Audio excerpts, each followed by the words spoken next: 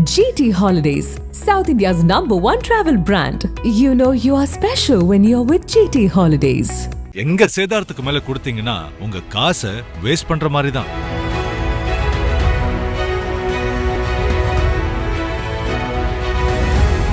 நக்கீரன் நேயர்களுக்கு வணக்கம். இன்று நம்முடன் கருத்துக்களை பகிர்ந்து கொள்ள இணைந்திருக்கிறார் திராவிட வெற்றி கழகத்தின் முதன்மை செயலாளர் வல்லம் பஷீர் அவர்கள். வணக்கம் சார். வணக்கம்.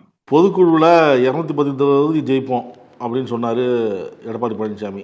எந்த கணக்கை வச்சு சொல்கிறாரு அப்படின்னு அதிமுகங்களே பேசுகிறாங்க. அவர் சொல்கிறது 2024 லோக்சபா தேர்தலில் தனித்தனியாக போட்டிட்டு அதிமுக பாஜக கூட்டணி கட்சிகள் ஒட்டு மொத்தமாக கூட்டினா 41.33% வரும். இதில் 84 தொகுதியில் திமுக விட அதிக ஓட்டுகள் பெற்றிருக்கோம். 15 தொகுதியில் திமுக விட 1% குறைவாக பெற்றிருக்கிறோம். 18 தொகுதியில் 1%, 2% குறைவாக மட்டுமே பெற்றிருக்கிறோம். எனவே வரும் தேர்தலில் அதிமுக பாஜக கூட்டணி 210 தொகுதிகளில் வெல்லும் அப்படின்னு சொல்கிறாரு. கூட்டணி வலுவாக அமைப்போங்கிறாரு. கூட்டணி வலுவாக அமைப்போம் அப்படின்னு சொல்கிறாரு. ஆனால் அதுக்கான அதிமுக பாஜகவை தவிர வேறு ஒன்றுமே வரலையே அப்படின்னு அதிமுக தொண்டர்களே கேள்வி எழுப்புகிறாங்க அப்படிங்கிறது தான் செய்தி. தேமுதிக 9ஆம் தேதி தான் சொல்லுவோம் அப்படிங்கிறாங்க. எல்லா கட்சிகள்லையும் எங்களுக்கு சுமூகமான உறவு இருக்குது அப்படிங்கிற மாதிரி தான் அவங்க சொல்கிறாங்க. அதிமுகன்னு உறுதியாக அவங்களும் சொல்லலை. பாமக அப்படின்னு பார்த்தீங்கன்னா அதிமுகவோட வரும் அப்படின்னு ஓடிட்டு இருந்தது. திடீர்னு ஒரு போராட்டத்துக்கு அழைப்பு கொடுக்குறாங்கிற மாதிரி தமிழக வெற்றி கழகத்துக்கு போயிருக்கிறாங்க. அவங்க தமிழக வெற்றி கழகம் அதிமுகவோட இணையுமா இணையாதா அப்படிங்கிறப்ப கடைசி காலத்து நேரத்தில் இணைஞ்சிரும் அப்படின்னு பேசப்பட்டு வந்த நிலையில் விஜய் முதல்வராக ஏற்றுக்கொண்டவங்க தான் கூட்டணி அப்படிங்கிறாங்க. அவங்க நிகழ்வுகளை எப்படி பார்க்குறீங்க, எதிர்கட்சிகளுடைய நிகழ்வுகளை? பொதுக்குழு என்கிற பெயரால் தொண்டர்களை அழைத்து மீண்டும் பொய் சொல்லும் கதையை சொல்லி இருக்கிறார் எடப்பாடி பழனிசாமி என்பதுதான் இதுல இருக்கக்கூடிய பிரதானமான செய்தி. முதல்ல அதிமுக தொண்டர்கள் விருப்ப மனு கொடுப்பதா வேண்டாமா என்கிற மனநிலையில் இருக்கிறார்கள். அதிமுக நிர்வாகிகள் பலர்கிட்ட பேசின வகையில என்ன சொல்றாங்கன்னா, அந்த விருப்ப மனுக்காக செலுத்தப்படுகிற தொகையே வேஸ்ட் தானே, வாங்கி என்ன செய்ய போறோம், நின்று ஜெயிக்கவா போறோம், ஜெயிக்க முடியாதுன்னு உறுதியாகி போச்சுன்ற பேச்சு அதிமுகல யாரெல்லாம் சீட்டு கேட்பாங்கன்னு சில பேருடைய பேரை சொல்லுவாங்கல்ல அந்த தொகுதிகளுக்குள்ள, அந்த மாதிரியான ஆட்களே பேசுகிற அளவுக்கு ஒரு மோசமான சூழலை இன்றைக்கு அதிமுக சந்தித்துக் கொண்டிருக்கிறது. அவர் ஒரு கணக்கு சொல்றாருல்ல, போன தேர்தல்ல 2024 தேர்தல்ல, நாடாளுமன்ற தேர்தல்ல பாஜகவும் அதிமுகவும் பெற்ற வாக்குகளை, அதாவது கூட்டணி 2 கூட்டணி சேர்த்து பெற்ற வாக்குகளினுடைய எண்ணிக்கையை கூட்டினால் அது எவ்வளவாக இருக்கும்ங்கிறத ஒரு கணக்கு சொல்றாருல. அந்த கணக்கே முதல்ல தவறு இல்லையா? இந்த அளவுக்கு முட்டாளாகவா இருக்கிறார் எடப்பாடி பழனிசாமின்னு நீங்க யோசிச்சா, அவர் முட்டாளா இல்ல, அவர் தொண்டர்களை முட்டாளாக்குகிற வேலையே செய்யறாரு. பாட்டாளி மக்கள் கட்சி வலிமையாக இருந்துச்சு சார், ஒரே கட்சியா இருந்துச்சு சார் அன்னைக்கு. இன்னைக்கு அது 2 பிரிவாக பிரிஞ்சு நிக்குது. ராமதாஸ் தலைமையில ஒரு பிரிவும், அன்புமணி தலைமையில ஒரு பிரிவும்னு நிக்குது. இப்ப இந்த 2 பிரிவுல எது பலம் வாய்ந்த பிரிவுங்கிறத இன்னும் தேர்தல் நேரத்துல தான் நீங்க முடிவு பண்ண முடியும். தேர்தலுக்கு முன்பாக முடிவு பண்ண முடியாது. அவர்களும் அந்த பக்கம் தமிழக வெற்றி கழகத்தை நோக்கி போற காட்சியை கண்கூடாக இந்த 2 நாட்கள்ல பார்த்துட்டோம்னு நீங்களே குறிப்பிட்டீங்க. அப்ப அது மதில் மேல் பூனை மாதிரி நின்றுகிட்டு இருக்கு. இன்னொன்னு, திமுகவை விரும்பாத சிலர் இருப்பாங்கல்ல, அவங்க பாஜக கூட்டணியிலிருந்து அதிமுக வெளியில வந்ததை ஓரளவுக்கு வரவேற்று ஒரு 2-3% பேர் வாக்களிச்சிருப்பாங்கல்ல, அவங்க வேற வழியே இல்லாம திமுகவுக்கு வாக்களிக்கிற ஓட்டர்ஸா இருப்பான். அவன் சமூக நீதி, மாநில சுயாட்சி இது எதையுமே பார்க்காம திமுக எதிர்ப்பை மட்டுமே மனசுல வச்சுக்கிட்டு இருக்கக்கூடிய கட்சி ஆட்கள், ஓட்டர்ஸ் என்ன நினைப்பாங்கன்னு கேட்டீங்கன்னா, அதிமுக பாஜக கூட்டணியில இல்லாம இருந்தா அதிமுக ஓட்டு போடலாம்ல, தப்பு இல்லைன்ற மனநிலையில இருப்பாங்க. அவங்க 2024 அதிமுகவுக்கு வாக்களிச்சிருப்பாங்க. இது போதாத குறைக்கு எஸ்டிபிஐ என்கிற ஒரு கட்சி, ஒரு மதச்சிறுபான்மையினருக்கான அரசியலை செய்யக்கூடிய ஒரு கட்சி, அன்றைக்கு அவங்கள்ட்ட கூட்டணியில இருந்து திண்டுக்கல்ல போட்டிக்கிட்டாங்க. இப்ப இவங்கெல்லாம் சேர்த்து பெற்ற வாக்குகளினுடைய சதவீதம் என்ன? இந்த சதவீதத்தை எல்லாம் நீங்க கழிச்சுட்டா பாஜக கூட்டணியில் அன்றைக்கு இருந்த கட்சி இன்றைக்கு இருக்கா? இன்னைக்கு என்ன நிலைமை? தேமுதிக உங்கள்கிட்ட வர்றேன்னு உறுதி அளிச்சிட்டாங்களா? தேமுதிகவுக்கு ஒரு 2.5-3% ஓட்டு இல்லையா? அந்த 2.5-3% ஓட்டு உங்களுக்கு கிடைச்சது இல்ல. அவங்க ஓட்டு இப்ப மீண்டும் உங்களுக்கு கிடைக்குமாங்கிற கேள்வி இருக்குல்ல. இப்ப இதையெல்லாம் நீங்க கணக்கிட்டு பார்த்தா அதிமுக என்கிற அந்த கப்பல் கரை சேராது என்பதுதான் யதார்த்தமான உண்மை. இது கரை சேராதுன்னு தெரிஞ்சதுனாலதான் கருத்து கணிப்பு என்ற பெயரால் தமிழக வெற்றி கழகம், அதாவது விஜயினுடைய கட்சி தான் அதிமுகவை பீட் பண்ணி லீட் பண்ண போகுது, அவர்கள் தான் 2ஆம் இடத்துக்கு வரப்போறாங்கிற செய்திகளை பாஜகவினுடைய ஏஜென்சிகளை கசிய விடுகிற காட்சிகளை நாம பாக்குறோம். அப்போ இதெல்லாம் களத்துல என்ன மாதிரியான மாற்றத்தை தரும் அப்படிங்கிறத எடப்பாடி பழனிசாமி உணர்ந்து இருந்தாலும் தொண்டர்களை ஏமாற்றுகிற வேலையை செய்யறாரு. இப்ப தொண்டர்கள் பயங்கர உஷாராயிட்டாங்க, யாரும் இவருடைய பேச்சுக்களை நம்புவதற்கு தயாராக இல்ல. அதற்கு இன்னொரு சாட்சி என்ன அப்படின்னு சொன்னா, டிடிவி தினகரன், ஓ பன்னீர்செல்வம் இவங்கெல்லாம் எங்க இருந்தாங்க? பாஜக கூட்டணியில இருந்தாங்க. இப்ப எந்த கூட்டணியில இருக்காங்க அவங்க? இப்ப இவங்களுக்கு கிடைச்ச வாக்குகள் தென் தமிழகத்துல இவர்களினுடைய பிரதிநிதித்துவத்தின் அடிப்படையில், அதாவது இவங்க சார்ந்து இருக்கிற சமூகத்தின் அடிப்படையில் கிடைத்த ஓட்டுகள் இப்ப கிடைக்குமா? அதை எப்படி அறுவடை செய்ய போறாங்கன்ற காட்சி இருக்கு. இப்ப இதையெல்லாம் கணக்கிட்டு பார்த்தால் 210ல் 21 தொகுதிகளில் கூட வெற்றி பெற முடியாத நிலையில் தான் இன்னைக்கு அதிமுக நின்று கொண்டிருக்கு. இதுல என்ன இன்னொரு முக்கியமான விஷயம்னா, டிடிவி தினகரன், ஓ பன்னீர்செல்வம் இவங்கெல்லாம் தென் தமிழகத்தினுடைய பிரதிநிதித்துவத்தின் அடிப்படையில் அவர்கள் சார்ந்திருக்கிற சமூகத்தினுடைய வாக்குகள் கடந்த முறை பாஜகவுக்கு கிடைச்சது. இந்த முறை அது கிடைக்குமா பாஜகவுக்கு?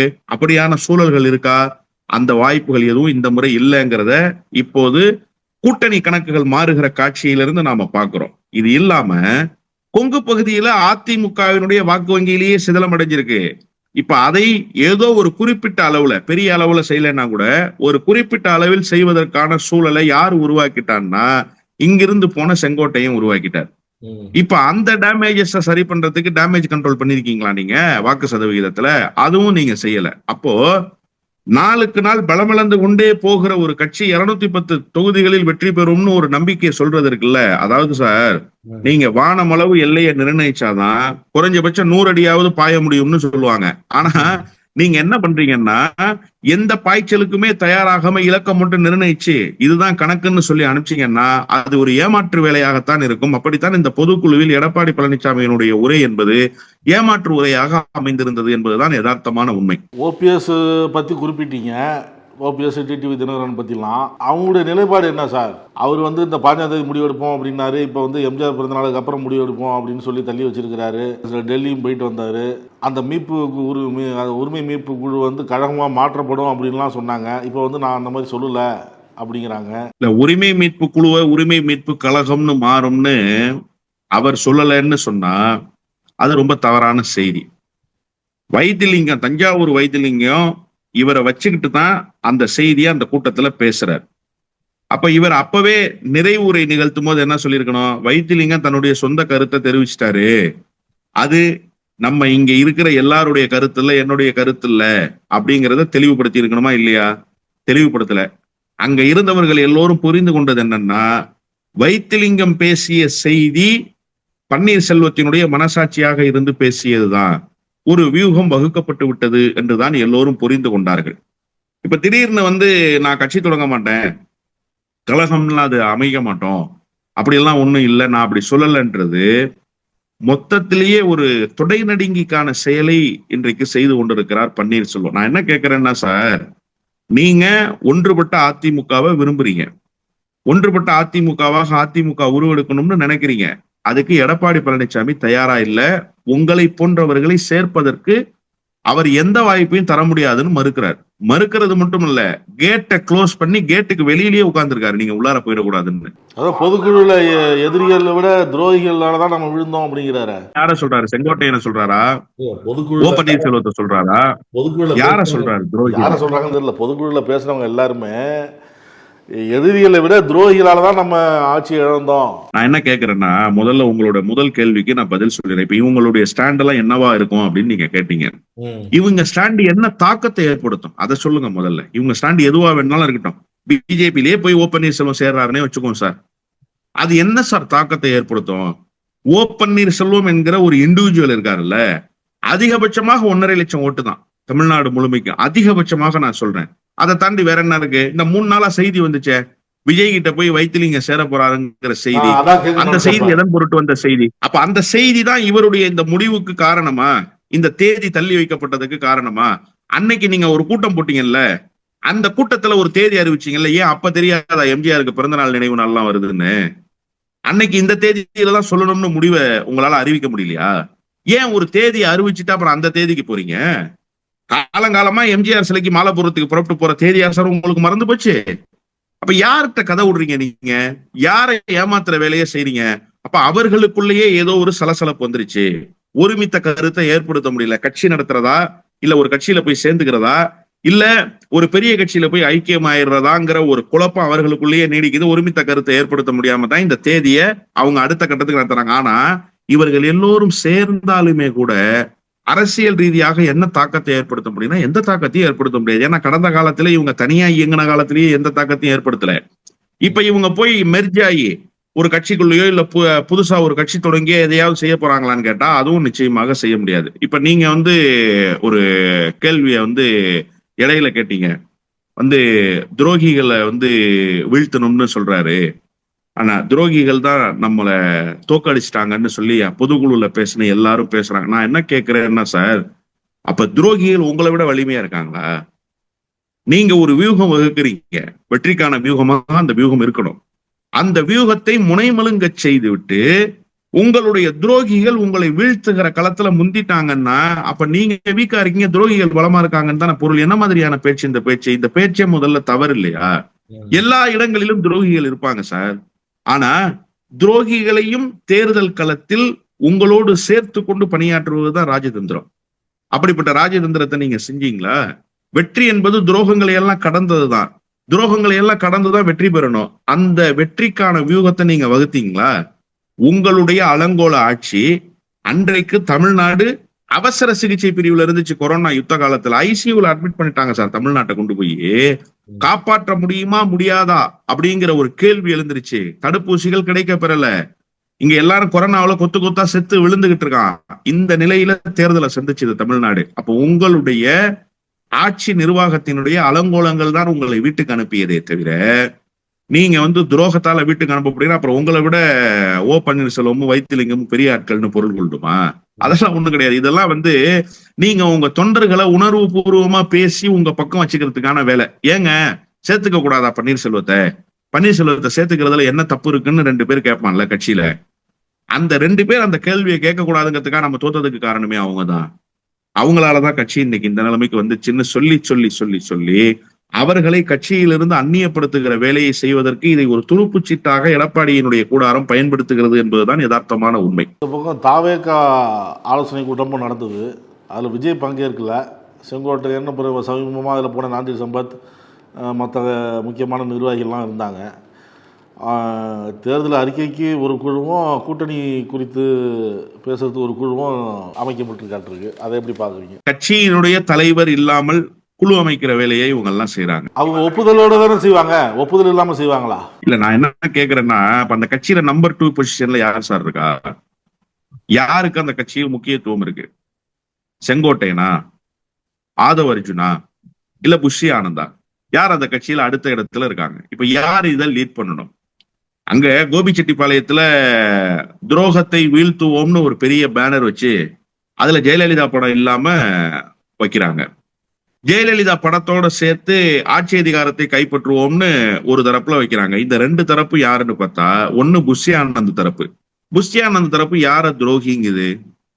இப்ப இந்த கான்ட்ரவர்சி எல்லாம் கட்சிக்குள்ள இருக்குங்கிறத விஜய் உணர்றாரா இல்லையா? விஜய் இல்லாமலேயே ஒரு கூட்டம் நடக்குது, ஒரு குழுவை நியமிக்கிறாங்க, அந்த குழு இந்தந்த பணிகளை செய்ய போகுதுன்னு ஒரு முடிவு எடுக்கிறாங்க அப்படின்னு சொன்னா இது எப்படி சரியா இருக்கும்? யார் இதை லீட் பண்ண போறா? இப்ப பாருங்க, ஈரோட்ல பொதுக்கூட்டம், அறநிலையத்துறைக்கு சொந்தமான இடத்த போய் கேட்கிறாரு செங்கோட்டையன். ஏன் செங்கோட்டையனுக்கு தெரியாதா இது அறநிலையத்துறைக்கு சொந்தமான இடம்னு? அறநிலையத்துறைக்கு சொந்தமான இடத்த அரசியல் கட்சியினுடைய கூட்டத்துக்கு கேட்டா கொடுப்பாங்களா கொடுக்க மாட்டாங்களான்ற விவரம் கூடவா தெரியாம அரை நூற்றாண்டு கால அரசியல்ல பயணிச்சு வந்துட்டாரு செங்கோட்டையன். அப்ப இதெல்லாம் எதன் பொருட்டு செய்யறாரு செங்கோட்டையன்? அவருக்கு என்ன கணக்கு இருக்கு இதுல? இது ஒரு பக்கம். இன்னொரு பக்கம் காவல்துறை எங்களுக்கு நெருக்கடி கொடுக்குறாங்க. காவல்துறை இதே நெருக்கடி கொடுத்தாங்கன்னா நாங்க நீதிமன்றத்தை நாடுவோம், எங்களுக்கு 83 நிபந்தனைகள் போட்டிருக்காங்க. 83 நிபந்தனை என்னன்னு சொல்லணும்ல செங்கோட்டையன்? ஏன் அந்த 83 நிபந்தனைகளை சொல்ல மறுக்கிறாரு? அவரால் பேச முடியாதா? அப்ப இதற்குள் வேற ஏதோ ஒரு கணக்கு வச்சிருக்காரு. புஷியினுடைய தலையிட்டால் இந்த கூட்டம் நடந்துடக்கூடாது, முழுக்க முழுக்க நம்முடைய கட்டுப்பாட்டுல நடக்கணும் அப்படின்னு நினைச்சுதான் இங்க இந்த இடத்த போய் தேர்வு பண்ணா இந்த கூட்டம் நடக்காம ரத்து பண்ணிடலாம் புஷியானதினுடைய வழிகாட்டுதல்ல இந்த மாதிரி நடந்துருச்சு, நான் என்கிட்ட முழு பொறுப்பை கொடுங்கன்னு விஜய்கிட்ட பேசி இவருடைய ஃபுல் கண்ட்ரோல் எடுத்து கூட்டத்தை நடத்தலாம்னு இவர் ஒரு மனநிலைக்கு வர்றாரா அப்படிங்கிற கேள்வி இருக்குல்ல அங்க. இப்ப ரெண்டு தரப்பும் மாறி மாறி பேனர் வச்சுக்கிறாங்க, ரெண்டு தரப்பும் மாறி மாறி போஸ்டர் அடிச்சுக்கிறாங்க. இதுக்கிடையில ஆதவ அர்ஜுன் தன்னுடைய நிலை என்னன்ற ஒரு கேள்விக்குறியோட அங்க நிக்கிறாரு. இவ்வளவு பிரச்சனைகளை வச்சுக்கிட்டு விஜய் முக்கியமான கூட்டத்துக்கே வரமாட்டாருன்னா யார் சார் நீங்க?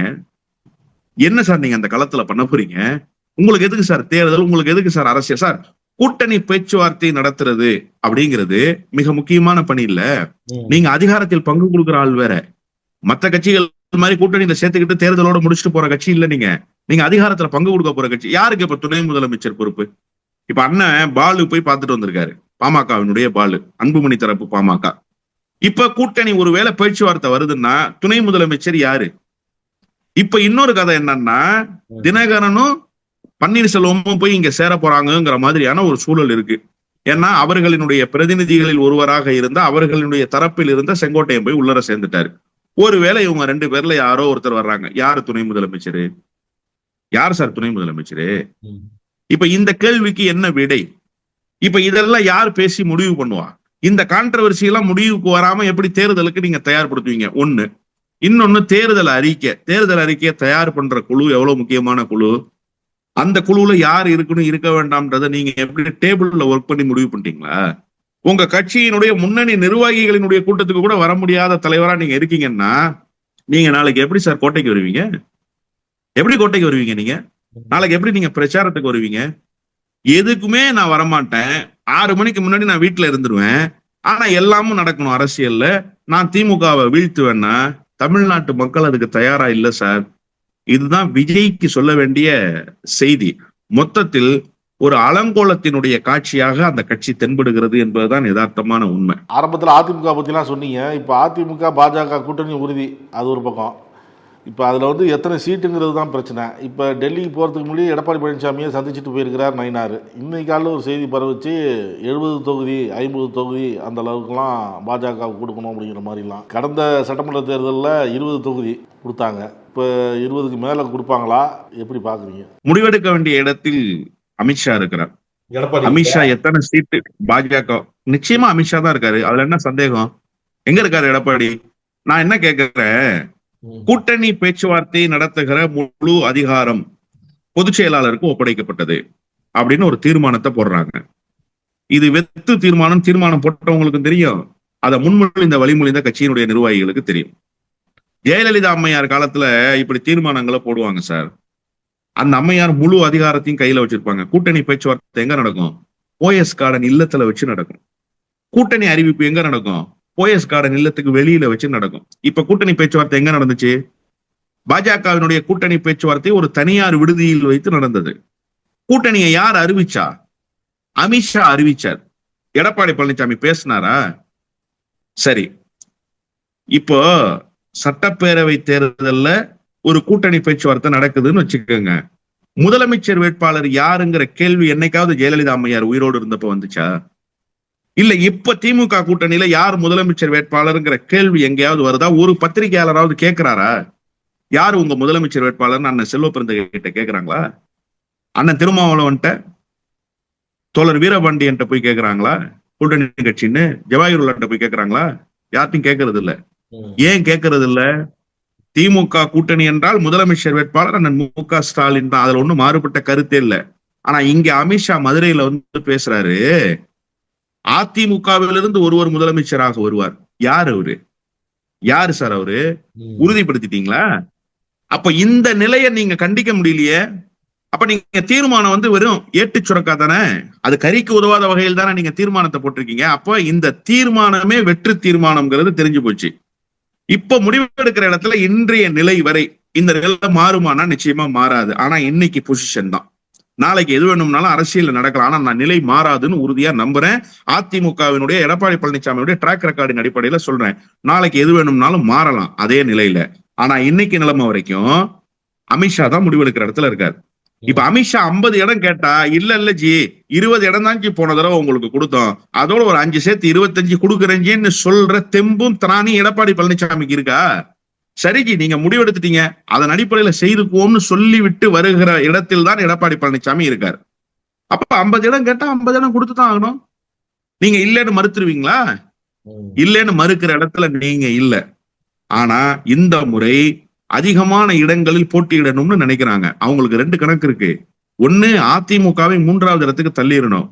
3வது இடத்துக்கு தள்ளிட்டு அதிமுக வெற்றி பெற்ற இடங்களை விட கூடுதலான இடங்களில் பாஜக வெற்றி பெற்றுச்சுங்கிற ஒரு இடத்துக்கு வந்து நிற்கணும். அப்படி வருகிற வேளையில் ஒரு 25-30 சீட்டு அதிமுக ஜெயிக்கிறாங்கன்னா இவங்க ஒரு 40 சீட்டு ஜெயிக்கலாங்கிற கனவுல இருக்காங்க. அது நடக்காது, அது வேறு. ஆனா அவங்க அந்த வியூகத்தை வகுப்பாங்கல்ல. இந்த முறை 50 சீட்டு வாங்கிட்டாங்கன்னா அடுத்த முறை அவங்களுடைய கணக்கு 50ல இருந்து தொடங்கும்ல சார். இப்ப நீங்க சொல்றீங்கல்ல 20 தான் போன தடவை வாங்கினாங்க, அப்ப இந்த தடவை 50 கேட்கறாங்கன்றப்போ அப்ப 20ல இருந்து கணக்கு தொடங்குதுல 20க்கு கீழே போக மாட்டாங்கல்ல. அப்ப இந்த முறை 50ன்னா அடுத்த முறை 50க்கு கீழே கணக்கு போவாதுல்ல. அதனால ஒவ்வொரு முறையும் அவர்களுடைய எண்ணிக்கையை உயர்த்த பார்ப்பாங்க. பீகார் மாடல் தான். நிதிஷ்குமார்ட்ட இப்படித்தான் மெல்ல மெல்ல வந்தாங்க. கடைசியில் நிதிஷ்குமாருக்கு இடம் கொடுக்கிற நிலைக்கு வந்து சேர்ந்தது பாரதிய ஜனதா கட்சி. அதே போன்று தமிழ்நாட்டிலும் வருவதற்கான முயற்சியை இந்த சட்டப்பேரவை தேர்தலில் அவர்கள் உறுதியாக செய்வார்கள். தனி பெரும்பான்மையுடன் வெற்றி பெற்று ஆட்சி அமைக்கும் அப்படின்லாம் அதிமுக பொதுக்குழுவில் பேசினாங்க. இன்னொரு பக்கம் பீகார் போல மேற்கு வங்கமும் தமிழகத்துலேயும் வெற்றி தொடரும் அப்படிங்கிறாரு அமித்ஷா. கூட்டணி ஆட்சியா இல்லை அதிமுக தலைமையில் தனிப்பெரும் ஆட்சியா அப்படின்னு ஒரு குழப்பம். இதுக்கடையில் இப்போ நீங்கள் தொடக்கத்தில் சொல்லும்பொழுது நாடாளுமன்ற தேர்தல் கணக்கை வச்சு அவர் 210 சொல்கிறாரு. அதெல்லாம் இல்லை. ஏன்னா நாடாளுமன்ற தேர்தலில் இப்போ தேமுதிகலாம் இருந்தது. இப்போ இன்னைய தேதிக்கு தேமுதிக இல்லை. எந்த கணக்கை வச்சு சொல்கிறாருன்னு தெரியல. இப்போ தேமுதிக 9ஆம் தேதி தான் முடிவு அப்படிங்கிறாங்க. அதாவது தனி பெரும்பான்மையுடன் ஆட்சி அமைக்கும் அப்படின்னா அதுக்குண்டான வியூகம் முதல்ல உங்ககிட்ட இருக்கணும். முதல்ல அதிமுகவினுடைய ஓட் பேங்க் பெரிய டேமேஜுக்கு ஆளாயிருக்கு. அந்த டேமேஜஸ் சரி பண்றதுக்கான வேலையை ஏதாவது நீங்க செஞ்சிருக்கீங்களா? கட்சியை ஒன்றுபட்ட கட்சியாக மாத்துறது வேணாம் சார், அது உங்களால முடியாத காரியம். நீங்க அதை செய்யறதுக்கு விரும்பலன்றது எல்லாருக்குமே தெரியும். ஆனா ஓட் பேங்க்ல ஒரு டேமேஜ் இருக்குல்ல, அதை சரி பண்றதுக்கு அந்த சிதலமடைந்த வாக்கு வங்கியை சரி செய்வதற்கான வியூகங்கள் வகுக்கப்பட்டுச்சான்னா வியூகங்கள் வகுக்கப்படல. பெரிய கூட்டணி எதையாவது அமைச்சு அதற்குண்டான வேலையை நீங்க வந்து துரிதப்படுத்திட்டீங்கன்னா அதையும் நீங்க துரிதப்படுத்தல. தேமுதிகவுக்கு நீங்க ஒரு ராஜ்யசபா கொடுக்குறேன்னு சொன்னீங்க, ஞாபகம் இருக்கா? அந்த ராஜ்யசபாவே அந்த அம்மா லெப்ட் ஹேண்ட்ல டீல் பண்ணி தள்ளி விட்டு போயிட்டாங்க. தள்ளி விட்டு போனதுக்கு பிறகு தேமுதிக என்ன மனநிலையில இருக்கிறாங்கன்ற சூழலே தெரியல. இப்ப தேமுதிக திமுக கூட்டணிக்கு வருவதற்கான வாய்ப்புகள் தான் ஏறக்குறைய உறுதி செய்யப்பட்டதாக தான் நான் அறிகிறேன்.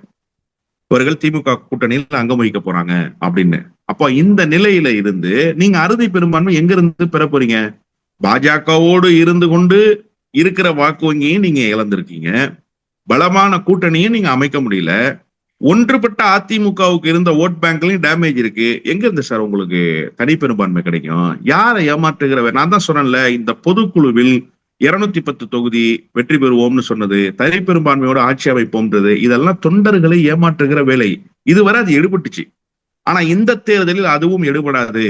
அதனுடைய சாட்சியாக நீங்க வேணா பாருங்க, பல தொகுதிகள்ல குறிப்பாக டெல்டா மாவட்டங்கள்ல போட்டியிடுவதற்கு ஆட்கள் வராத நிலை உருவாகும். ஒண்ணு வேணாம் சார், தஞ்சாவூர் அதிமுகவுக்கு ஒரு நல்ல ஓட் பேங்க் இருக்கிற ஊரு. 2014 பரசுராமன் நாடாளுமன்ற உறுப்பினராக வந்தார். ஒரு ஊராட்சி மன்ற தலைவர் அவரு, நீலகிரி பஞ்சாயத்துக்கு அவர் நாடாளுமன்ற உறுப்பினராக வந்தார். 2024 அங்க கண்டெஸ்ட் பண்ண முடியல சார். அதிமுகவுக்கு கண்டெஸ்ட் பண்ண கேண்டிடேட் இல்ல 2024. அதனால தேமுதிகவுக்கு கொடுத்தாங்க. என்ன நிலைமை? படுதோல்வியை சந்தித்தார் தேமுதிகவினுடைய வேட்பாளர். இப்ப இது டெல்டாவினுடைய நிலைமை. இதுதான் ஒட்டுமொத்தமாக டெல்டால இருக்கிற 44 தொகுதிக்கு உண்டான நிலைமை. முன்னாள் அமைச்சர்கள் மாவட்ட செயலாளர்கள் வேணுமானா அவங்க தொகுதியை தக்க வச்சுக்குவாங்க. ஏனையோர் போட்டியிடுவதற்கே தயாராக இல்லாத நிலையில அறுதி பெரும்பான்மை பெறுவோம் என்று சொல்வது எடப்பாடி பழனிசாமியினுடைய ஏமாற்று வேலை என்றுதான் நான் சொல்வேன். நடப்பு அரசியல் நிகழ்வுகளை சொன்னீங்க. தேர்தல் நெருங்குது, விருப்ப மனுலாம் வாங்கிட்டு இருக்கிறாங்க, அறிவிச்சிட்டாங்க. காங்கிரஸ், பாமக இவங்கெல்லாம் அறிவிச்சிட்டாங்க, எல்லாரும் வாங்கிட்டு இருக்கிறாங்க. இதில் அதிமுகவில் விருப்ப மனு வாங்குறதுக்கு ஆள் இருக்காது.